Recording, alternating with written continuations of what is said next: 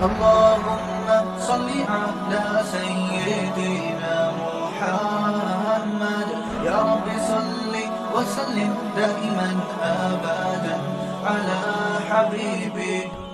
السلام علیکم ورحمۃ اللہ. آج کی اس ویڈیو میں آپ کو رمضان المبارک کے متعلق بہت امپورٹنٹ چیز بتانے والا ہوں کہ ہمارا روزہ کب ٹوٹتا ہے، ہمارا روزہ کب ٹوٹتا ہے اور قضا بھی واجب ہوتی ہے اور اس کا کفارہ بھی دینا پڑتا ہے، یا ہمارا روزہ کن چیزوں سے مکروہ ہو جاتا ہے، یا ہمارا روزہ کن چیزوں سے مکروہ بھی نہیں ہوتا، روزہ بھی نہیں ٹوٹتا بلکہ بہتر ہوا کرتا ہے.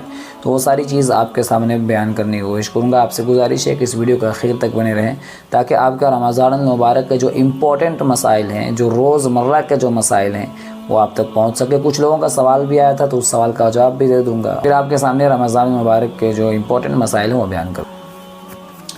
استقبال کرتا ہوں ایک مرتبہ پھر. ویڈیو آنے میں تاخیر ہوئی، اس کے لیے معذرت چاہتا ہوں کیونکہ میری تراویح کا دور چل رہا تھا. اب الحمدللہ تراویح مکمل ہو گئی، تو اب انشاءاللہ آپ کی خدمت میں جو ضروری باتیں ہیں وہ آپ تک پہنچانے کی کوشش کروں گا. سوال تھا کہ کیا رمضان المبارک کے مہینے میں وامٹ ہونے سے، قے کرنے سے روزہ ٹوٹ جاتا ہے؟ جواباً عرض یہ ہے، روزے کی حالت میں جان بوجھ کر، قصداً جان بوجھ کر اگر کوئی شخص منہ بھر کے قے کرتا ہے، منہ بھر کر وامٹ کرتا ہے، تو اس سے اس کا روزہ ٹوٹ جائے گا. لیکن جان بوجھ کر وامٹ نہیں کیا، جان بوجھ کر قے نہیں کیا، اپنے آپ آٹومیٹکلی ایک کیفیت بنی اور اس کیفیت کی وجہ سے قے ہو گیا، تو پھر جو ہے اس کی روزہ نہیں ٹوٹے گا. جان بوجھ کر وامٹ نہیں کیا، ایسے آٹومیٹکلی جو ہے وامٹ ہو گیا، لیکن جب وامٹنگ ہوئی تو اس میں کچھ چنے کا حصہ جان بوجھ کر وہ اندر لے گیا، گلے سے نیچے اتار لیا، تو پھر اس کا روزہ ٹوٹ جائے گا. دوسرا سوال ہے کہ کیا آنکھ میں دوا ڈالنے سے، جب ہم آنکھ میں دوا ڈالتے ہیں تو اس دوا کا اثر ہمارے حلق میں محسوس ہوتا ہے، اور ایسا محسوس ہوتا ہے کہ ہمارے گلے سے وہ چیز نیچے اتر رہی ہے، وہ دوا نیچے اتر رہی ہے، تو اس کا کیا حکم ہے؟ جواباً عرض یہ ہے کہ کان میں اور ناک میں دوا ڈالنے سے روزہ ٹوٹ جاتا ہے، آنکھ میں دوا ڈالنے سے روزہ نہیں ٹوٹتا ہے. تیسرا مسئلہ جو ہے وہ عورتوں کے متعلق بہت امپورٹنٹ ہے. بہت ساری عورتیں اس غلط فہمی میں رہتی ہیں، اور جس کی وجہ سے ان کو بھوکے اور پیاسے رہنا پڑ جاتا ہے. بہت سارے میں نے دیکھا، بہت سارے لوگوں کو وہ کرتے کیا ہیں کہ روزے کی حالت میں اگر ان کو پیریڈ آ جائے، روزے کی حالت میں اگر ان کو حیض آ جاوے، تو وہ اس حالت میں، یعنی وہ تو جانتی ہے کہ پیریڈ آنے کے بعد، حیض آنے کے بعد میرا روزہ ٹوٹ گیا، لیکن وہ بیچاری مسئلے کو نہیں سمجھنے کے بنا پر وہ دن بھر اسی طریقے سے بھوکے اور پیاسے رہتی ہے، اور سمجھتی ہے کہ روزے کی حالت میں کسی طریقے سے کھانا جائز نہیں ہے اگرچہ مجھے پیریڈ آ گیا. تو یہ ان کی غلط فہمی ہے.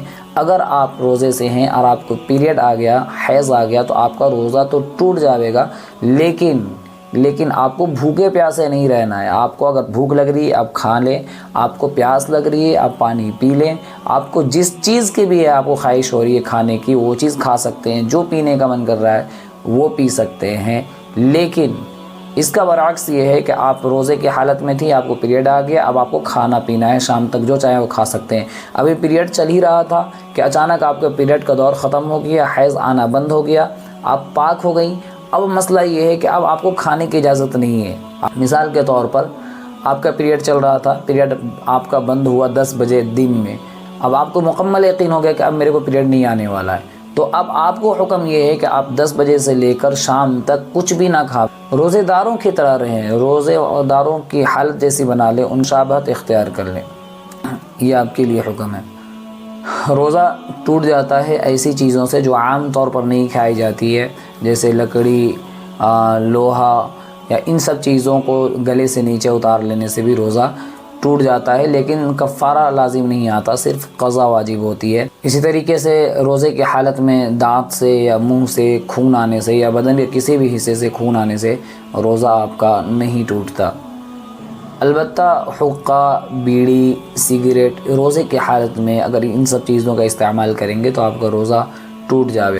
روزہ کن چیزوں سے مکروہ ہوتا ہے؟ روزے کی حالت میں اگر آپ نے کوئلہ کا مسواک کر لیا یا آپ نے منجن استعمال کر لیا، آپ نے کولگیٹ استعمال کر لیا تو اس سے آپ کا روزہ مکروہ ہو جائے گا، روزہ نہیں ٹوٹے گا۔ یہ چند مسائل تھے جو ہماری روزمرہ کی زندگی میں روز پیش آتے ہیں۔ اکثر لوگوں نے یہ سوال کیا تھا تو میں نے مناسب سمجھا کہ کیوں نہ ایک ویڈیو بنا دیا جائے اور ان کے حوالے کر دی جائے۔ ان کا بھی جو شک و شبہات ہے، ان کو بھی جو اس بارے میں تردد ہے، ان کا بھی تردد ختم ہو گیا ہوگا۔ آپ سے گزارش ہے کہ آپ یہ ویڈیو دوسروں تک ضرور پہنچائیں تاکہ ان کی یہ غلط فہمی دور ہو جاوے اور وہ بھی روزے کی حالت میں اس طریقے سے کام کرنے سے باز آ جاویں۔ اور اگر وہ روزے کی حالت میں ان سب چیزوں کو کر چکے ہیں جو میں نے ابھی آپ کے سامنے بیان کیا کہ کن چیزوں سے روزہ ٹوٹتا ہے اور کن چیزوں سے نہیں ٹوٹتا، تو پھر جو ہے ان کو بھی اس چیز کا علم ہو جاوے گا اور وہ بھی اس چیز سے باخبر ہو جاویں گے، تو اس کا ثواب اللہ آپ کو بھی دے گا۔ انشاءاللہ پھر ملاقات ہوگی اگلی ویڈیو پر اگلے پیغام کے ساتھ، تب تک کے لیے اجازت۔ السلام علیکم ورحمۃ اللہ۔